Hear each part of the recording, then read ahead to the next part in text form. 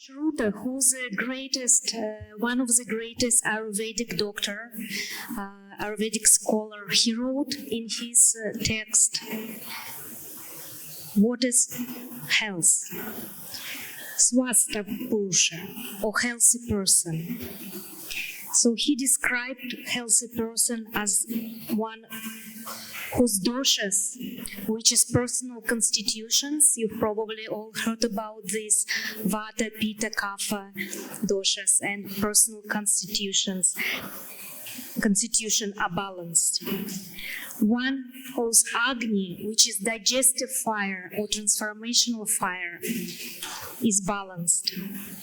One whose dhatus or body tissues, we have 7 tissues in our body, like vital tissues according to Ayurveda, are balanced, and malas, which is waste, are eliminated normally.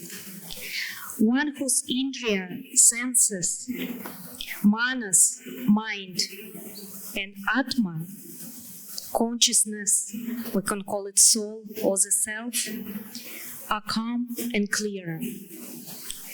Such a one is called Swasta Purusha, a healthy person. So, why we need to be healthy? That's the question. And that's when we rooted this question back to connection between yoga and Ayurveda. It's a 2 sister sciences.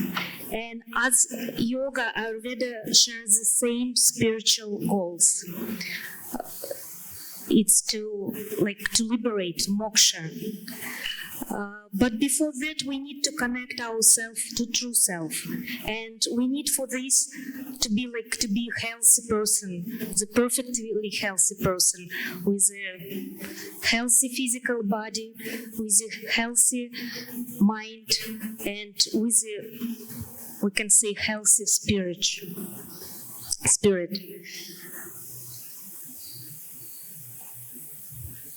It's 2 goals, it's 2 aims of Ayurveda. It's one, it's to protect and maintain the health of human beings through our lifespan, and the second, to cure diseases, disorders, or imbalances in our body and mind. And main focus is to prevention of diseases and promotion of positive health. I want to say so much to you about Ayurveda and yoga. So once again, in order to get to that main goal of our life, to find our true self, to find that highest consciousness, we need to be healthy. Thank you, ma'am.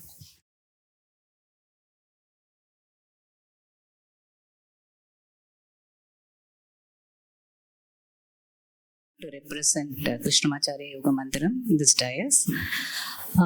So, as she said, yes, there is a prevalent idea that yoga is all about. That's how it's publicized in the photo pata, yoga studio pata, convoluted postures, very fit and slim people but that is not the norm actually. Yoga, yes, physical fitness is very, very essential for us to perform our duties, take care of our responsibilities.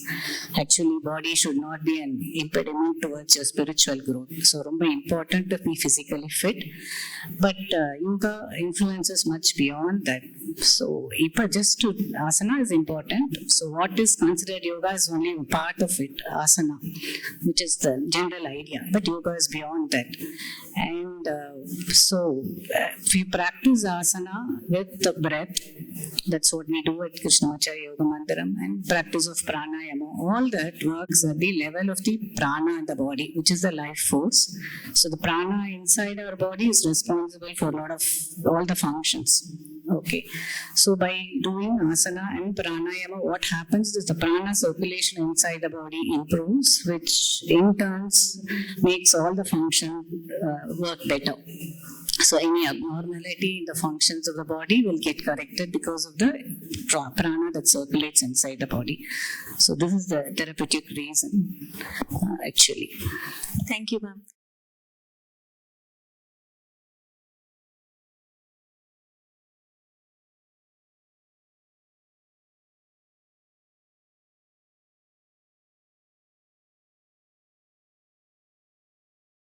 To take tips from both Veena and Sri Vidya, the idea of yoga today is generally asana and pranayama.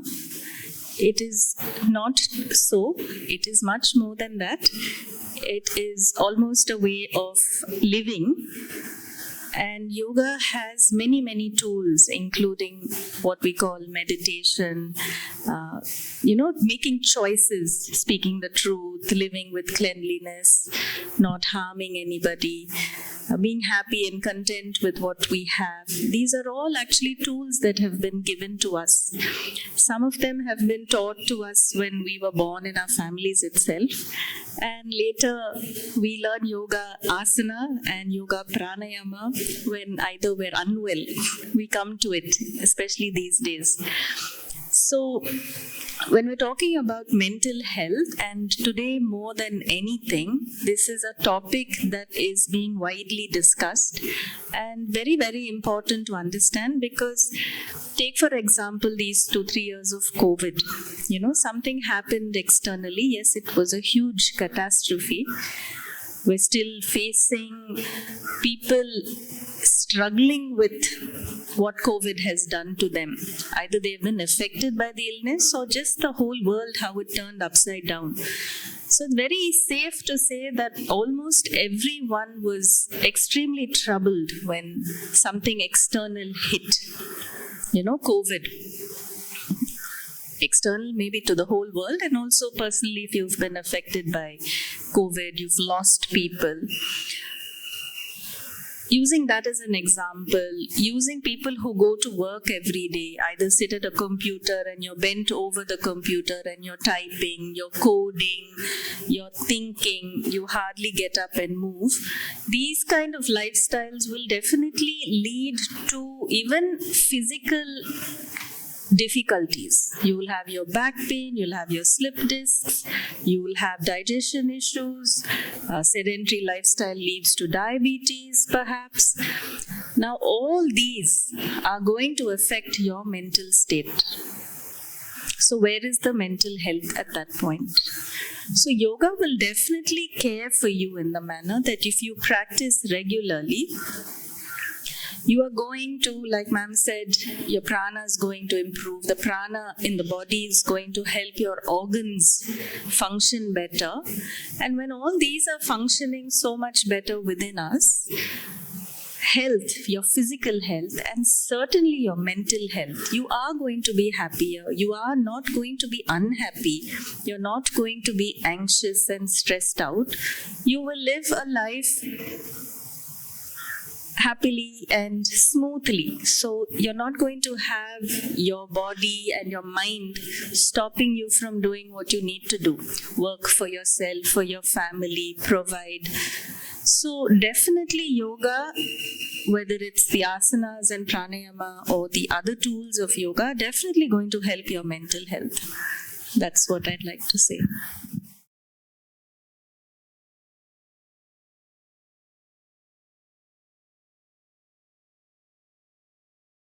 It's very easy to say. Yeah, personally, I can share. I was diagnosed with some ailment, private, a women problem, and the doctor said that there is no choice and you have to remove your uterus. And all of us at our family were all panic. I was eldest of the family, and it was something a shock to us. And when I approached one person, he said, she's my first teacher, and she said, yoga can help. And that's when I thought, I'll learn this yoga. And then that brought me interest. Along with medication, I was also practicing this yoga. Then I became a yoga teacher. But what I suggest is this yoga has really brought that confidence into me, the faith. The earlier, your own teacher who was saying, the faith follows. The practice. First you start practicing. He was telling the faith followed. Right? And it is more than 20 years now, and I have not removed my uterus and I'm functioning well. It's a personal experience, and I personally experienced this yoga can work on your internal organs along with medication, and after some point of time the medication is not needed, but initially whatever the homeopathy or allopathy, whatever the medication, along with it, when you keep practicing, when you're committed to the practice, that helps. This is for the physical. And for the mental, I used to get very angry and anxious about achieving all the time. I should be the winner in whatever the campaign or contest, I should be the winner, and there'll always be a fear element in me. Will I do it? Will I do it? Always that uncertainty in me. But after started practicing yoga and meditation, it's a holistic in Sivananda. It's for they always encourage us, or they make us work for the physical, mental and spiritual. It's not one physical alone. No. It's a combination of practice. So when all the three were trained and practiced, and after I became a teacher in Sivananda, when I did my TTC, teacher training course, I started feeling the practice is making me calm and composed. And automatically with the practice, the lower emotions, fear, anger, greed, jealousy, hatredness, all things, they slowly fade away from you and bring the positivity in you without even you putting so much of effort into it. Just the practice. You need to commit for the practice. Keep practicing, you will experience all this on your own. This is my personal experience, and that with that personal experience, when I'm teaching, my students are also getting the same energy. My teacher always says, what you have, you can pass it on. I have personally experienced all this when I pass it on with the same teaching, and they also get the same kind of benefit. Yeah, thank you.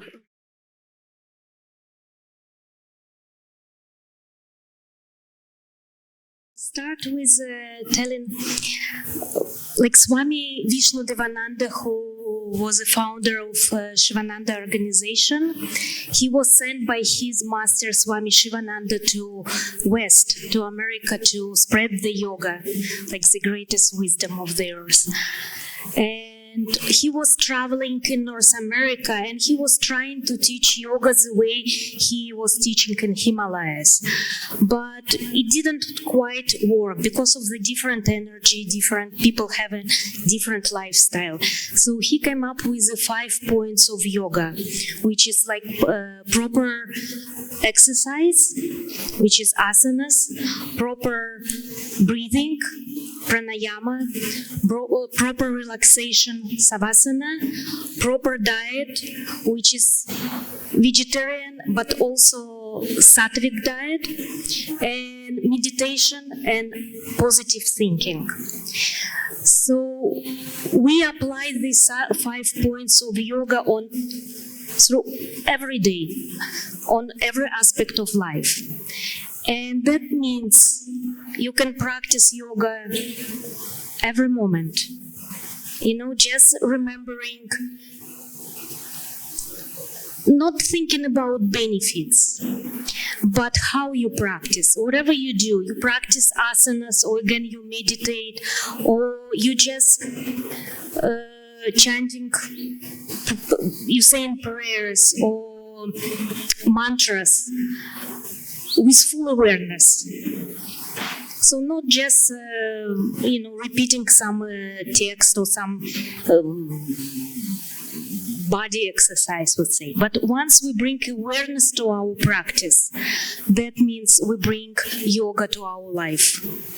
And again, remembering the main goal of Ayurveda, which is again, it's to find our true self, to find way to moksha, to liberate, and enjoying the benefits. Because if we'll just focus on benefits and we think how long it's gonna take, we go away from the yoga.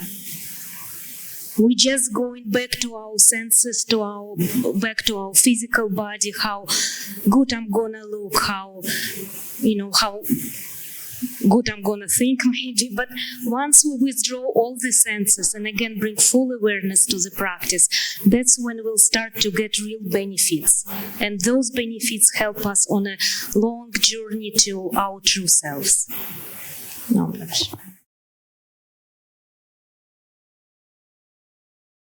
So prevalently, the common problem is mostly musculoskeletal issues. So the current lifestyle, sedentary lifestyle, working so many hours, as Uttara ma'am said, so many hours working in the system, and newly there's too many hours with a smartphone. So a lot of neck issues, back issues, spinal issues, and knee pain. These are all musculoskeletal issues which are very common. And of course, yoga therapy is different from physiotherapy because we do give movements to fix the problems, but it goes beyond that. We work at the breath level, we work at the prana, we work at the level of the mind. So this is one of the very, very common problem that we get, high in number, percentage if you see. But the other problems like acidity or asthma, wheezing, IBS, irritable bowel syndrome, and currently post-pandemic and generally the current generation, because of the social media, there are a lot of anxiety and depression issues, even in young generation. So these are the very, very common problems that we address. And we do a lot of subtle tools of yoga. It's just not the postures. So, and one uniqueness about Krishnamacharya Yoga Mandaram is we actually address each of the student individually. So it is all a one-on-one class.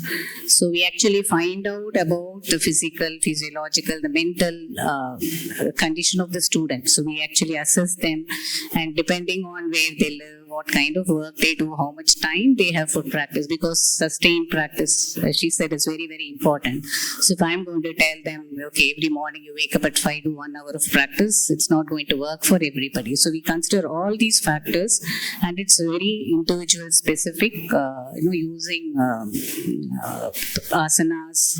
We'll give some pranayama. It depends on the student, and depending on their belief, we'll introduce some chanting using some mantra.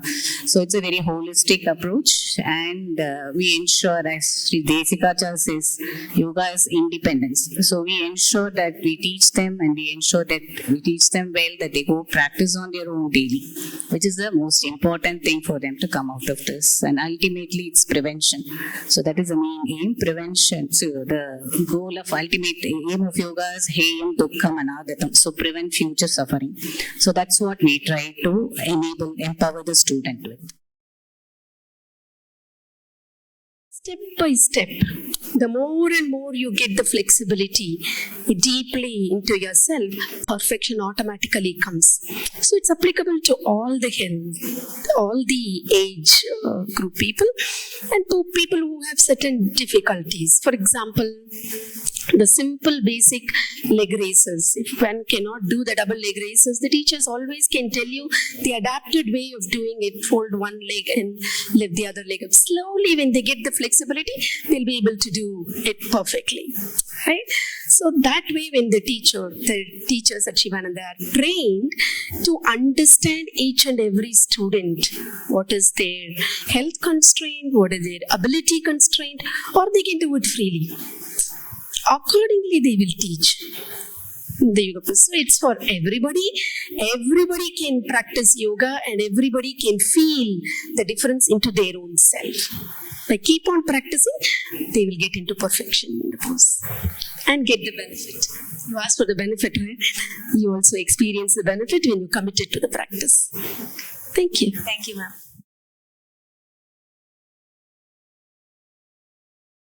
The whole practice of yoga, eating well, thinking well, being happy. Being happy means without difficulty.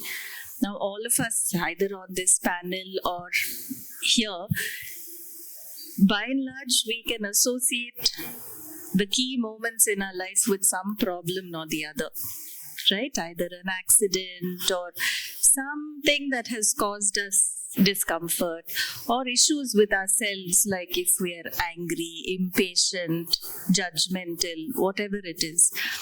So the practice of yoga yoga doesn't say that you won't have problems ever in life. But when you practice yoga, it gives you the strength, the energy, the foresight to cope with these very, very well.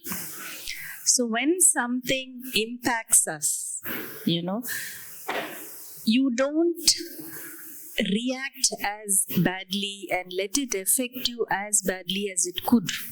So yoga gives you that strength, like you're full of a good or a positive prana, or you're filled with it. So you don't get sucked down. That is something definitely the practice of yoga, whatever, whether it's asana, pranayama, chanting, meditation, that is definitely something.